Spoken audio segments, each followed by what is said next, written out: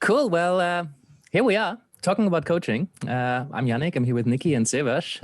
And today we have an interesting question which kind of just emerged quite organically, which is about metaphors in coaching. And particularly what kind of metaphors we can use to explain what coaching is. Some of these are kind of live metaphors, but it's really powerful to explain what coaching is using a metaphor rather than like a theoretical concept or school of thought. When we work with non-coaches, when we work with people who have never heard of coaching, maybe, and they got into a conversation, it was interesting. They're like, "Oh, this person, they're a coach. Well, what's coaching?" So we figured, why don't we share a bit about what our favorite metaphors are? Nice. And like something sprung up for all of us. So we figured, let's just share them. So Nikki, the surfing bit came up because you asked like, hey, how are you? And I was like, I'm riding the wave. It's such a rich metaphor for life.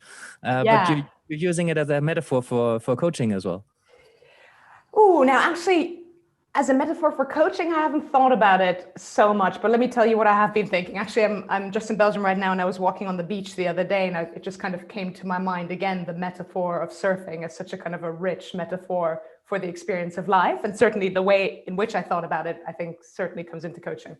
And like the whole metaphor of riding the wave, I guess it's about the unpredictability of life and kind of like the tides in the water, kind of, you never know what's going to be thrown at you on any given day. And it's about kind of meeting that with a sense of openness and kind of welcoming what comes at the moment. And I guess in that sense, bringing that into coaching, it's kind of not coming in with as the coach, perhaps with an agenda, but as the client as well, and just kind of being open to the experience and surrendering to the process, and kind of having that trust and that faith in the process, or in surfing, kind of, in the energy of the universe and that kind of thing. So, riding the wave, that's certainly one way I think about that. Mm-hmm. Another thing I really like about surfing that I think about in terms of coaching, or could think about in terms of coaching, is kind of the idea of, when you paddle out for a surf and you don't know what's going to come, but sometimes something really big and scary comes, like a really big wave, and you're just in the wrong position to catch that wave. And worse still, it's going to slam that down right on you. The best piece of advice I ever got is counterintuitive. It's, first of all, don't panic.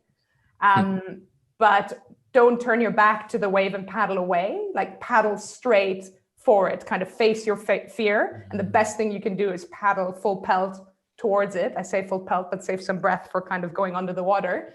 And I think, again, that's such a rich metaphor for life and for coaching. It's about facing our problems, about facing our fear with bravery and with courage. And lean into it.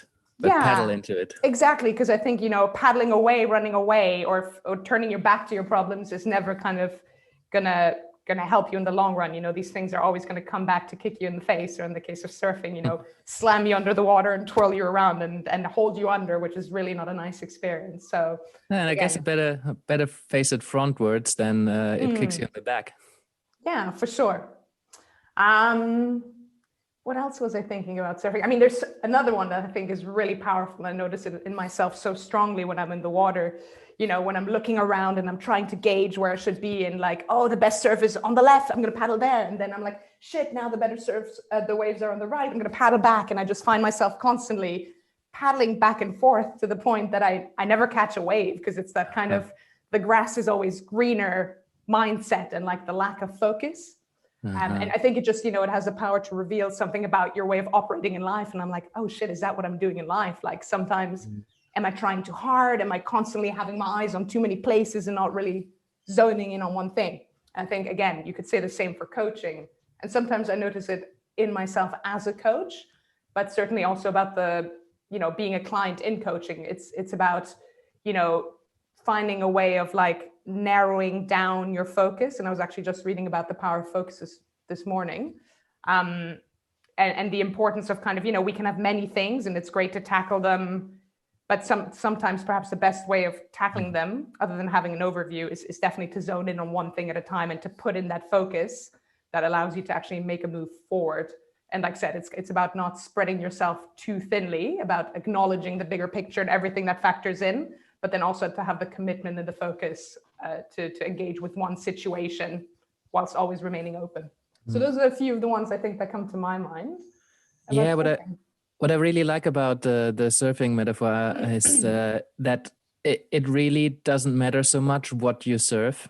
I think when we think of surfing, there is this inherent kind of want that, I want to like surf the perfect wave, or I got to get into the tunnel because that's how you surf well. And what I've seen over and over again, and having been surfing, it's like, I've never surfed a tunnel, but I had so much fun.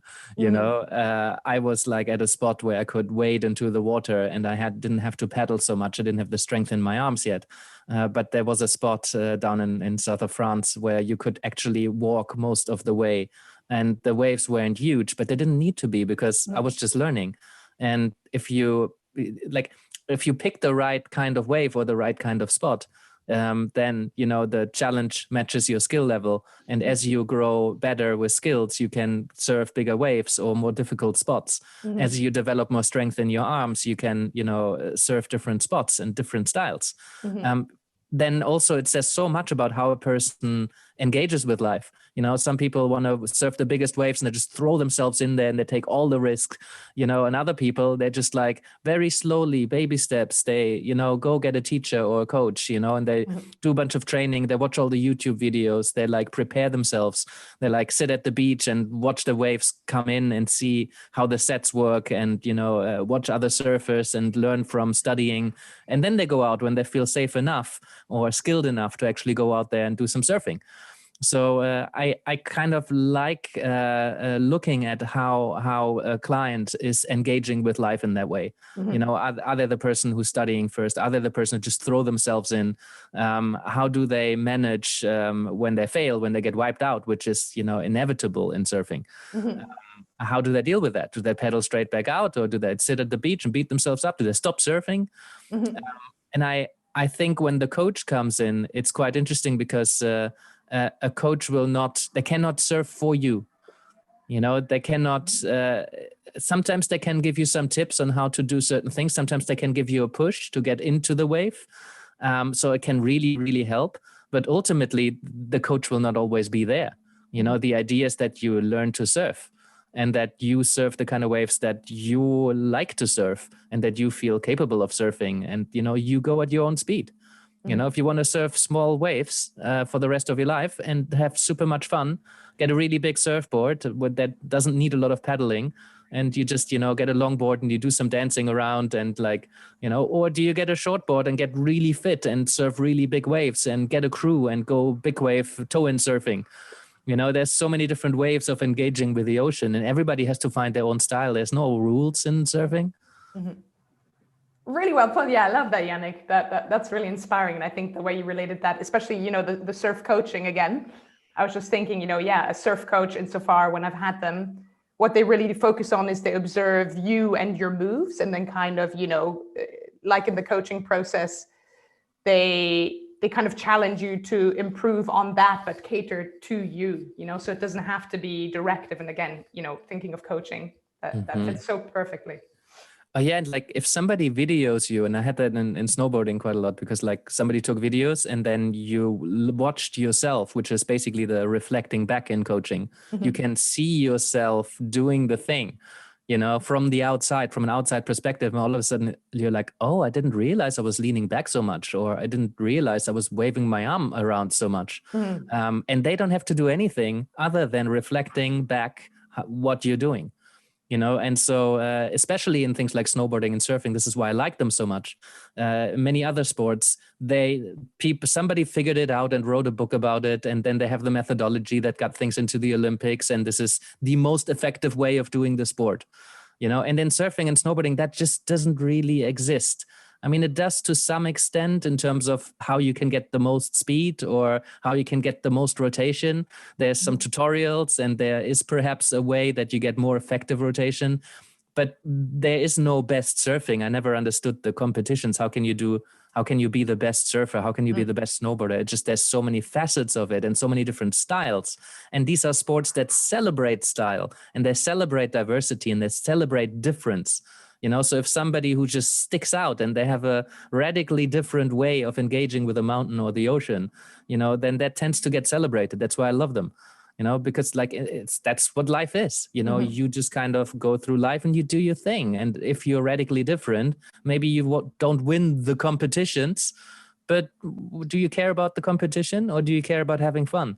In surfing and snowboarding and skating, they were always about that. So I quite like that as a life metaphor.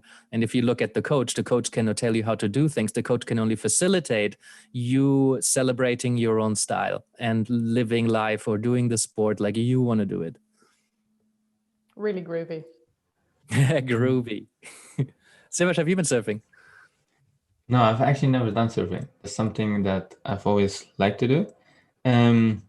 Something that I want to come back to, I think, Nick, you mentioned like facing the fear, facing the wave, right? Now it sounds really courageous, but really thinking about it, the first thing I would do is, go the opposite way. So what is really behind that? Why do you recommend to actually go into the wave? I mean, in surfing, simply because you need the momentum to go against the direction of the wave. And the best way to go through a wave is to go towards it and under, because the circular motion of the water will kind of help you go under. Whilst if the wave crashes on you or down on you, it's the equivalent of tons and tons of like weight in terms of pressure. And it kind of, what it will do is like flip you out of control and hold you underwater for prolonged periods of time.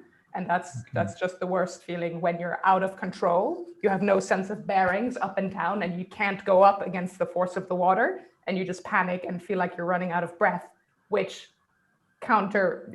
makes you run out of breath even faster. So it's really important to stay calm, control your breathing, and with as much momentum as you can, paddle towards the wave and go through and under, ideally. Yeah. This is amazing, because if you understand the problem that's coming towards you, the wave isn't the problem. The wave is actually what you're looking to ride. But if you're not well positioned, then it can become a real problem. But if you understand the so-called problem, then you can with a very simple thing, like I'm going to dive into it, and very easily you're behind the wave and it's fine. But if you don't understand what's coming towards you, then you try to fight it at the surface level, and it's just going to smash you. So studying what the challenge and what the problem is that's coming towards you, in life, is going to potentially lead to solutions that very easily get that past you. And if you position yourself towards the problem, right, then you can actually ride that problem, and it can be the most fun. Yeah. I mean, that problem is actually aptly called the impact zone. So what you want to do is you want to get out of the impact zone, because the main next thing is that after one big wave, there's usually a set of 6 more to come. So if you don't get through the first, you've got probably 7 waves pummeling you through the water. And again, that's not the nicest. Yeah, that's powerful. Yeah. So face your fears, face your problems. And also, like, when you know that, that was the first in 6, rather than putting all of your strength into pedaling through the next one, maybe you just have to hold your breath for a little while and ride this one out. Yeah. Yeah. And I can actually see how you could take a group or even an individual,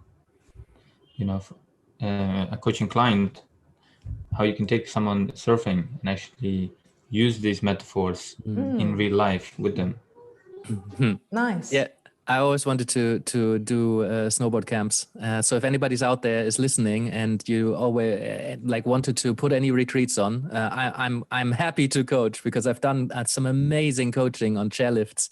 Because in snowboarding and skiing, you ride a mountain and then you have this way up where you have some time to reflect and there's nowhere to go.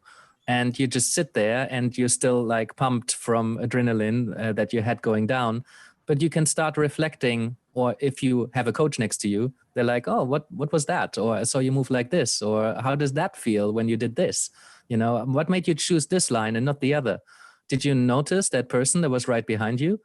So you can ask all of these reflective questions. And when you see somebody move their body in surfing or snowboarding, in most sports, you see an embodied version of how somebody approaches life. Often that's how they approach business and career and relationships as well. So you can see somebody's very authentic self coming through how they get down a mountain, especially if it's like dangerous or risky situations or group situations. So I always wanted to do those kind of retreats where you can see somebody ride, and then you have that reflection time going up the mountain. And then you have a very relaxed after the activity, sitting at the beach or, sitting in the mountain hut or whatever other place that is, and feeling great because you've moved your body all day. But also you're in that reflective state where the coach can really add a ton of value. Yeah, that sounds amazing. I'd love to come to one of those retreats. But yeah, the key terms that jumped out for me there were kind of the expansion of awareness and also the presence that's part of the process. And that sounds like in snowboarding, as in surfing, that's so important. And actually those activities really kind of force you into that realm, which again, I think makes them so powerful and so potent in themselves in this metaphor. Yeah, and I think also, in both situations, right, whether it's the snowboarding or the surfing, is the use of the body. Right? A lot of times coaching is so focused on just engaging the mind, but when we start engaging the body, we take coaching to a whole different level. I've been recently learning more about somatics, and I think it's really useful to get people out of their, to get them moving the body in terms of, you can probably see how someone is walking up the mountain, or the posture that they have, right? It's a reflection usually of how they're thinking. Yeah, it's a very direct line of communication, and I think when it's going downhill at high speeds, what happens is that you don't have any time to think. You act very instinctively because you have to act very quickly. And if you ride at that challenge skill balance, at that threshold where you don't have time to consider things, you're just so constantly doing stuff, then there's no lying, there is no pretending. Your body is just going to do what the body does very intuitively. And that brings up some very real stuff, and if you then take time to reflect, which most people don't do, they don't reflect on what's just happened and why did I do those things, and how, whoa, look at that coming out of me. I didn't know that was in me. That's a really rich, fertile learning space. Really nice. That was a rich metaphor. I think you guys have some too, though. I've been itching to hear more of what you're thinking. Yeah, I think one that keeps coming back is the one around driving. And I'm sure most coaches will have come across that in some way or the other. But it's a metaphor that keeps on giving, in my experience. Every time I talk about it, there's some new dimension that emerges. Just yesterday, I gave a talk at the London Coaching Group, and somebody mentioned that looking that it came up as a comparison between coaching and therapy. And he said, well, whereas therapy is like making a U-turn and going back and spending some time there, whereas coaching keeps going forward, but you kind of check the rear mirror and you acknowledge what's in the back. You see what's there, but you don't go there. You keep going forward. So that was already quite rich. But I just love it in terms of life. I like it because there's some people who are on the motorway and they just want to get to that destination as quickly as possible.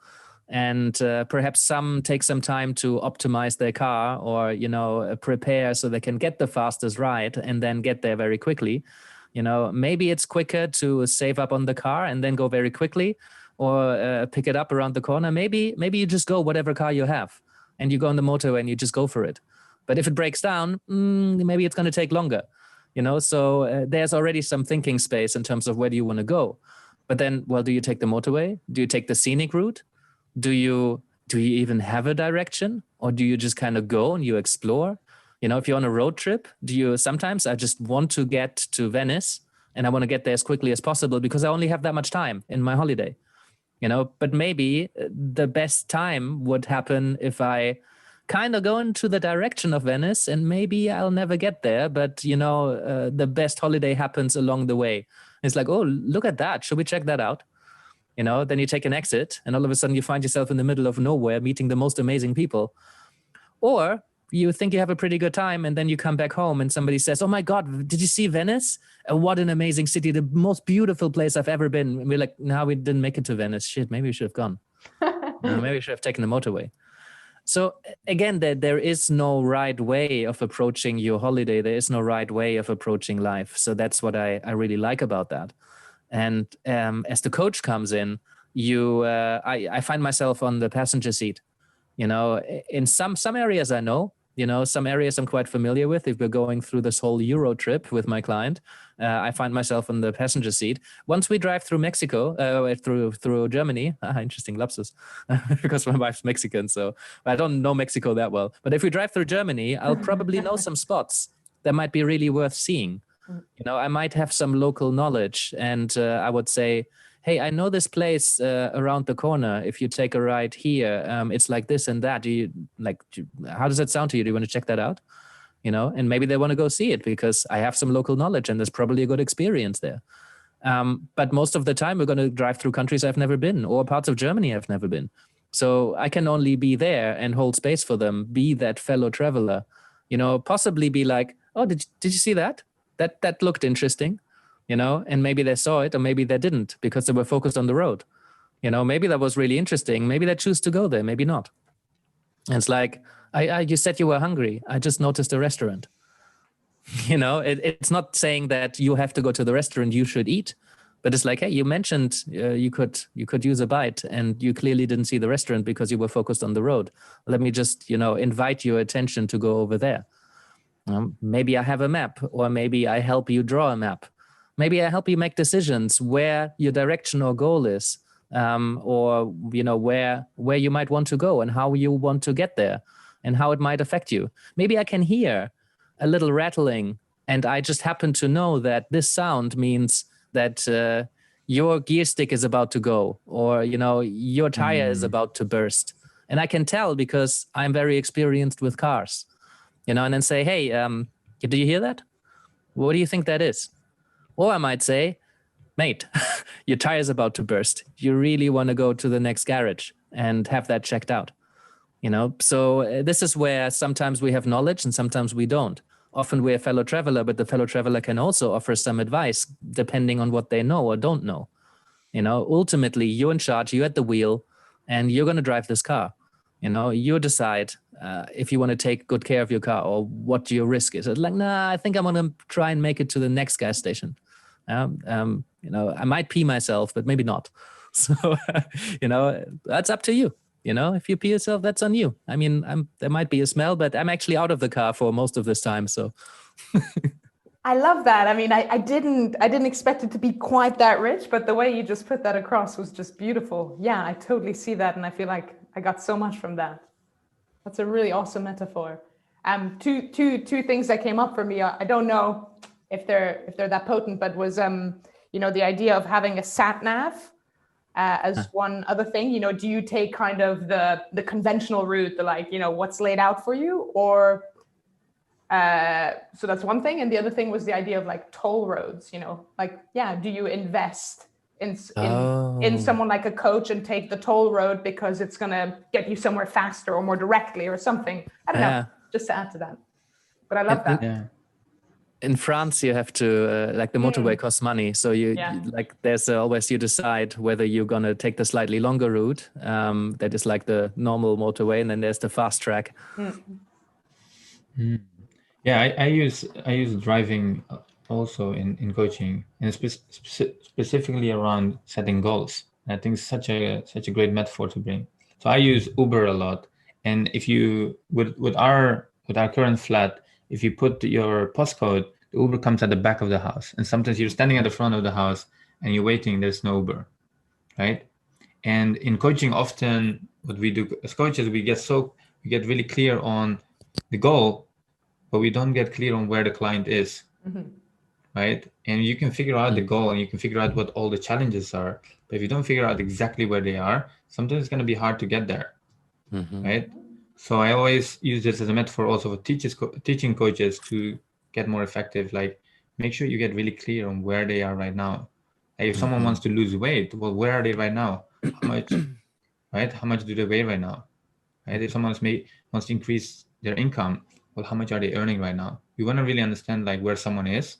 And again, I think we can make that tangible by asking them, where are you right now on a scale of 1 to 10? Right? So with a car, if we order a taxi or an Uber, you don't even get picked up, so you never get to your destination. Yeah, and also you might not knowing where you are is also could be a lot richer than that. It's like really meeting your client, really figuring out who your client is. What are they bringing to the table? Are they ready in front of the house, bags packed? Or, did they get lost? Are they at the back of the house? Are they not even dressed? Who are you? What are you bringing? How ready are you to go on this trip? Because if you pack somebody who's naked on a trip to Venice, then there's going to be some issues. Yeah, I think that's a beautiful metaphor. Yeah, especially, well, not that specific one, but even now, if you go into Uber, you don't have a mask, you can't go into the Uber, right? One day I got away with just pulling my top up, and the guy was like, "All right," but in general, like if you're not prepared, you can't take the ride. I think that's so important is, asking questions around what have you tried so far, right? Tell me a bit more about, how did you get here? Because often it's the choices that they made in the past. And I love the metaphor where you said, like, look in the rear view mirror, right? It's like, hey, what have you tried? Because the choice that we make gets us to where we are right now. Yeah. One of the first, really, really successful coaches I've met. I met somebody at a conference. He was a solution-focused coach from Switzerland. Amazing guy. I often talk about like things I've experienced in this kind of short demo that we've done together. He said he was a taxi driver in his former life, and he said taxi drivers never ask you where you came from.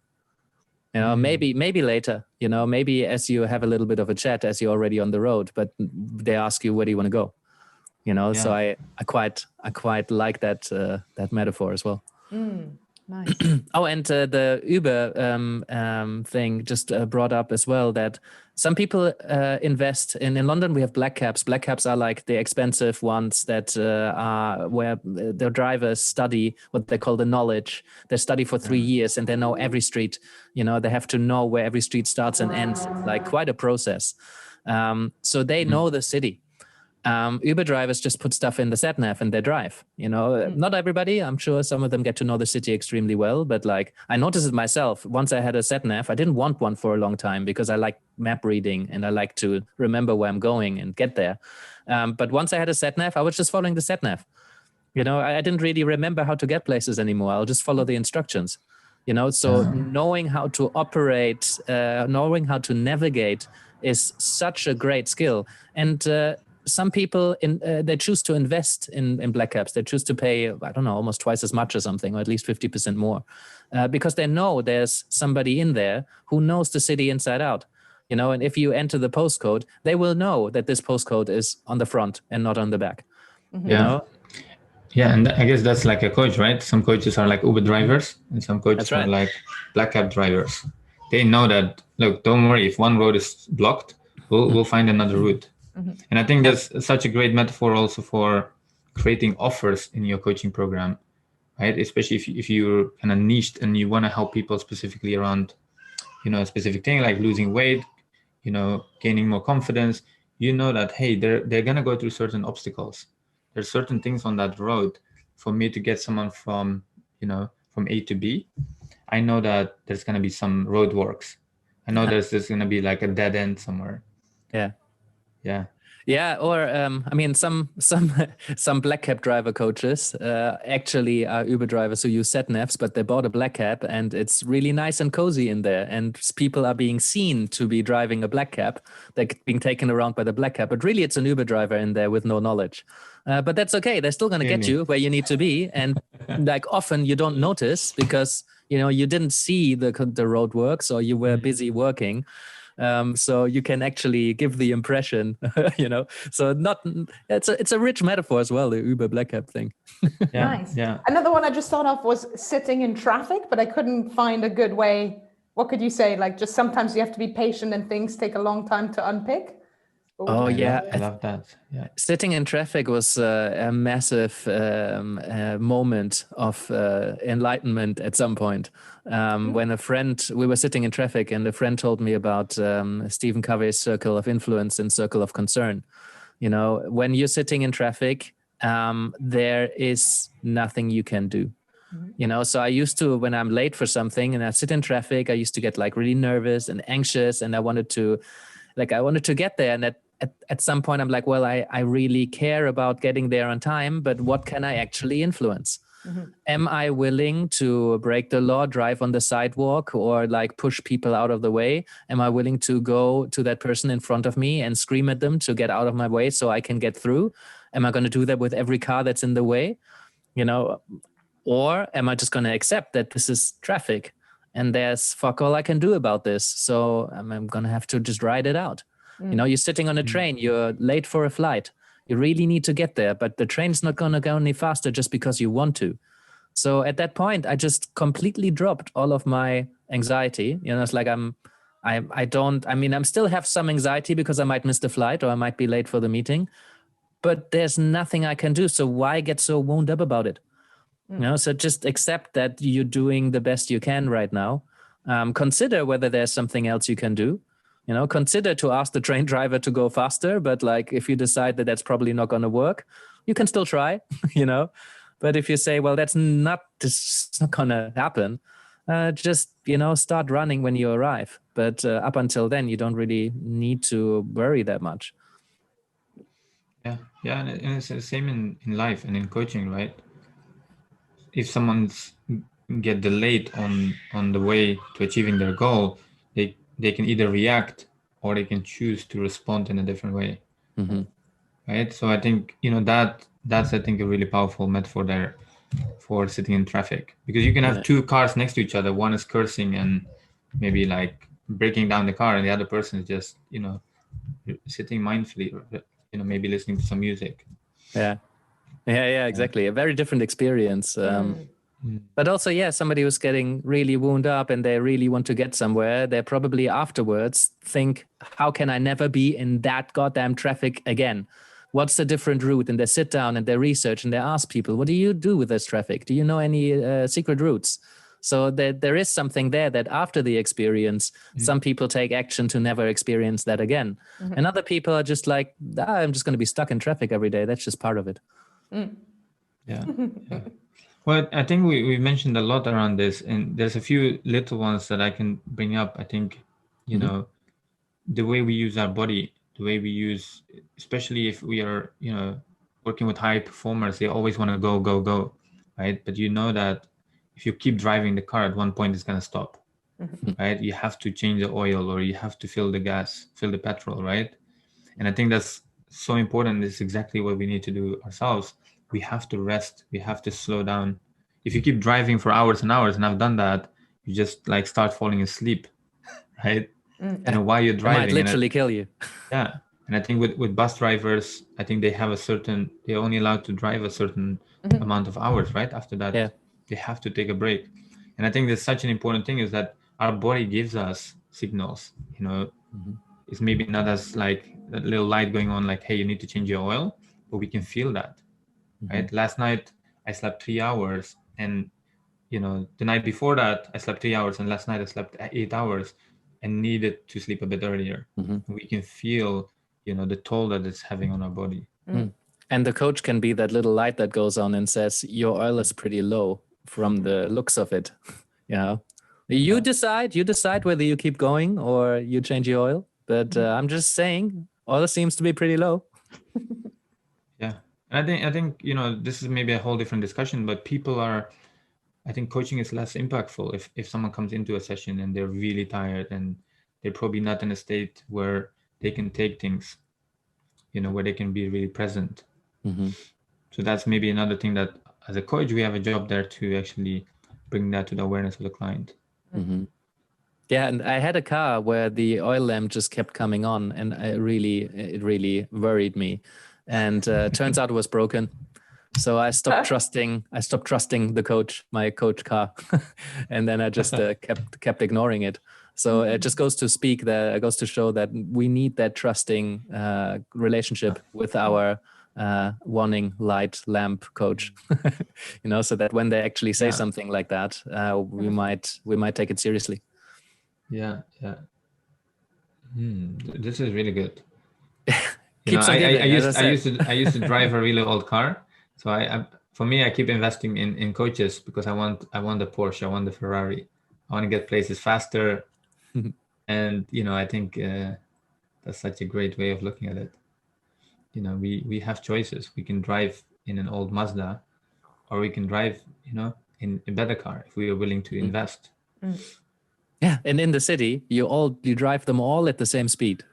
You all get to the same places at the same time, but you travel in style, or you travel more comfortably, or you have an amazing sound system in the car, or you just get all the looks, you get the status, so how you move and how you feel when you move, maybe your values are very much about functionality, and you invest that money that you didn't spend on the Porsche somewhere where it's more meaningful to you. And you ride around in an old Mazda, and it works for you because you're the kind of person. And if you invest in the Porsche and you work very hard for it because you like the experience of driving in a Porsche, even if it's at 30 miles an hour in the city, then that's worthwhile investing for you. So again, there's no right or wrong. There's certain ideals that society tries to communicate to us, advertising or friends or parents, and then you decide. And I think that's the power of coaching, that you decide how you want to move, and you decide how you want to navigate and where you want to go. And then I'm going to be there, and I'm going to, help you make those decisions and own them and feel good about them. Yeah. Any other kind of quick metaphors? We've been going for a little while, I think. I think we spoke about, I think there's another metaphor that comes up a lot in my coaching. It's hiking. And I start using this more as I start hiking more myself. So I've done hiking in Wales, Scotland. I did a 1-year training on this. I don't know why I signed up for that, but Awesome. Because you sign up for every training. It's one of those things, you sign up and you're like, oh my God, like why the hell did I do this? So often when I'm going up the mountain, right, I'm like, I want to really reach that goal so I can share with people. Like I climbed the highest mountain in Scotland, and you can't even see the top, right? And it's like so overwhelming. And every time I went there, there was someone with me saying like, hey, you know what, just be present, just focus on the next step in front of you, or look around you, right? And it's the most beautiful scenery, and you can just get really present and forget about the top, and before you know it, 4 or 5 hours later, you reach the top. And I think that's so fitting in life and goals. Sometimes on the higher we go on the mountain, right, at one point we see the top, but then it becomes really foggy. Then you don't even see anything anymore, right? And sometimes we've had with a group that we went up the mountain, that all of a sudden there's a hole and one person fell into the hole, right? And then you have to all stop, and we have to carry her up, right? And I think there's so many things that happen there on the way to the mountain, and also like so many emotions come up, right? We had one guy that was running up, had to be the first. We had a few people that were at the back, making sure that everyone is sticking together, that the whole group is getting to the top. And I think there's so many aspects that for me it was super useful, because it also really I get to know myself better. But what is really happening here? Why am I so impatient? And then you get to the top, and it's the best feeling. But then you see another mountain. Oh my God, there's another mountain, right? There's a higher mountain, or there's a bigger mountain there, or there's another mountain that looks really amazing. And it's the same with goals. Sometimes we get there and we don't really get present to what we've achieved. And and you want to achieve another goal, often you have to come down the mountain, right? And that again takes skills, right? If you go too fast, you're gonna break down your knee. So there are so many things there that I think that's really useful. For me, often the main thing that I use is how can I help my clients think bigger than they've thought before, but then how can I get them to take the smallest step forward, like that tiny step forward, and then one tiny step at a time, it compounds. They get to the top of the mountain. That's very much the thing in mountaineering, especially when you get to very high altitudes, when it gets really challenging just to kind of move forward. Yes, you have the direction and the overarching goal of getting to the top, but you don't focus on that. You focus on the next step, and you focus, you're being completely present with the next step, because if you're not, then your body is so exhausted at that point, it's so prone to error if you're not fully present. You might hurt yourself and sometimes actually die, so you really want to be completely present with that next step, but knowing that there is a direction, there is a goal that you want to get to. Yeah, exactly. And I think, if you go, you have touristic mountains here in the UK, right, in Wales. Most of the mountains that are very famous, they've created paths where you see old people go there, you see young kids going up there, right? But then there are mountains where you don't really have a clear path because they're not the touristic. There you need to hire a Sherpa, right? A Sherpa is a mountain guide. And actually in coaching, I often, describe myself as a Sherpa, right? And I know it's like, and again, we all see, coaching in a different way. The reason I like this word Sherpa is because a Sherpa is someone that's gone up the mountain a few times and then comes down and can help people get up there. Versus like, the tour guide will sell you a ticket to Mexico or Brazil, but has never been there, right? Maybe they're working in a little shop where they can sell you the tickets. And again, there's nothing wrong with that. But that's, I think, also another metaphor for coaching is, while I think as you develop amazing coaching skills, you can probably coach people, in areas that you've never been, in places that you've never been to, right? But this for me, like, it's quite, I don't know. It just feels like really in alignment, helping people in terms of going up a journey that, that I've walked, that I've walked before. So I know like the obstacles that are there. I know some like the dangers that come there. And again, not necessarily telling them like, hey, you have to do this, but being really present with them. So while the journey, not necessarily telling them like, you need to go left here, you need to go right here, but just being able to hold the space for them because you've been through those pains and the struggles and, going up that mountain. Yeah, I think that is a really good metaphor for the different kind of coaches that are out there. Because some coaches will be Sherpas who have been up the mountain many, many times. And they can really make things a lot easier because they know the terrain. It's like the guy, like when we're driving through Germany and I actually know the place. Some coaches, they can come with you as your Sherpa to any mountain that they've never been to, and they help you plan how you could get up there. They help you figure out how you can navigate the landscape, even though they don't know the landscape at all, but they have been mountaineering. So they know stuff about hiking, they know how to read maps, for example. And so we all bring different knowledge, but like some coaches, they operate in a space that they know extremely well. And some coaches help you operate in a space that they've never been to, but they know the principles of navigating, and that's what they bring to the table. So, it depends on what kind of coach you are, and find a good metaphor that works for you. Maybe you have a map. Maybe you're in the passenger seat. Maybe you're the one in the driver's seat and you take them for a ride and then you drop them off somewhere where they can get that Porsche. So I think coaches out there, if you find your metaphor for the kind of style of coach that you are, you have something very powerful, very tangible to communicate to your clients. And then they get it. They get what kind of coach you are, and they get where the difference is between other coaches they might have met. Nice. One thing that I just thought of in relation to that mountain metaphor, and I came across it, I think, in relation to like Zen philosophy. So it gets quite commonly used there, but it's the idea of one mountain and one destination, which I guess for most people climbing a mountain or scaling a mountain is the top. But the idea of there being infinitely many routes, right? And that, each client will have their own preferences and their own abilities and their own specific, steps they take, their own route to get to the top.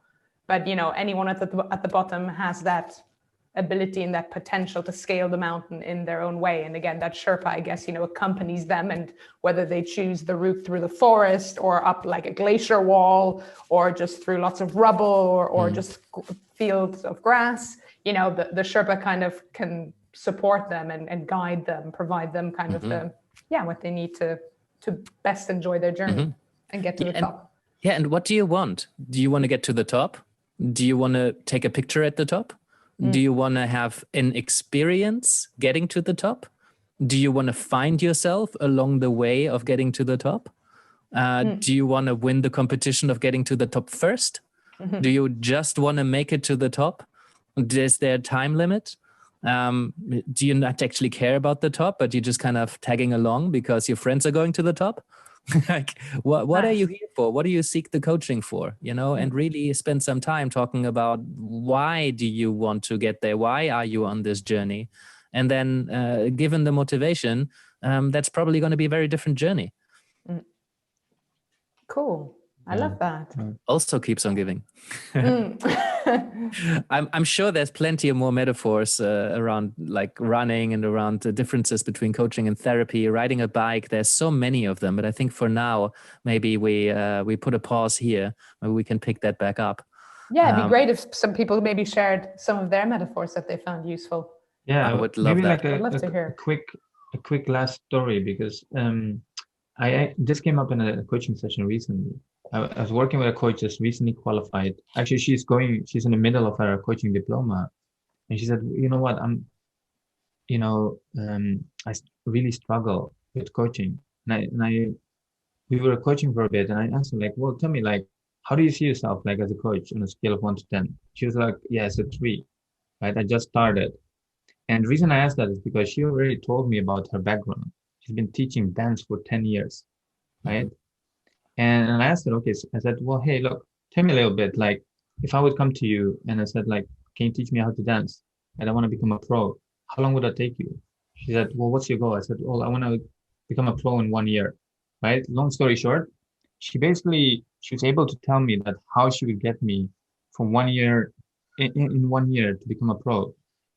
And initially, it was from one session. I said, can we do 1 session a week? She said, no, well, if you want to really become a pro in 1 year, it's 4 sessions. And this is what we have to do. You have to do homework. We're going to do this. And when I asked her, well, tell me, like, have you done this with a lot of people? She's like, yeah, I've done it with hundreds of people. I said, what do they get out of it? She said, well, they become more confident. They become more courageous. They get more disciplined in the process. They build resilience. And she had a whole list of things.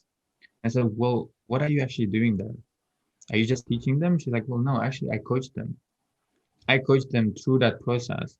Right? So often I think this is such a great example, like, because I see so many coaches that just go into a coaching school and then think they're a new coach, but actually looking at their background, there's so many things that they've done before. And with her actually connecting to the metaphor, I just left her with that question, like, how can you use dancing more in your coaching? How can you bring that into your coaching, whether you physically do that with them or just bringing the metaphor into it, right? And she sent me a message saying, look, this has actually just shifted everything for me. And I think that's, we all have things in life. Maybe we've been driving for 5 years, 10 years. And at one point we had no idea, like, how can I look at the mirror? How can I change the gears all at the same time, right? But we've been through that process. And as coaches, I think we can do that with ourselves, but we can do that with our clients as well. We can just really look at, hey, what have we done already? Which mountain did we climb already? Which wave did we surf? Which, where did we go from one city to another city? And there's so many metaphors that we can bring into our coaching that not only just is rich to our clients, but it can shift our own understanding of where we are on that kind of scale of how good we are as a coach. Yeah. And I think the last piece of advice I would give is, wherever possible, work with your client's metaphor.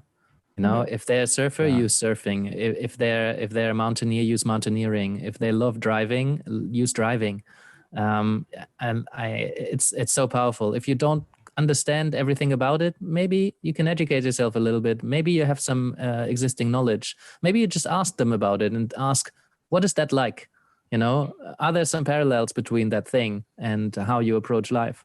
You know, you don't need to know the metaphor inside out. You can just work with it, given what the client brings up. Quick question, just because you mentioned it, is can you recommend any? I feel like there is a particular book or reading on coaching with metaphors. Does anything come to mind for you guys that you can recommend? No, I've heard quite a few people talk about it. My colleague Sasha van Derzen Smith, she's a fellow existential coach. She works a lot with metaphor. She worked with a lot with creatives, but I think her dissertation was written about the topic of creativity and working with metaphor. Okay, nice. And I think there's an anonymous talk around using metaphor. Okay. I'm sure there's books too. Sivesh, do you know anything? Or?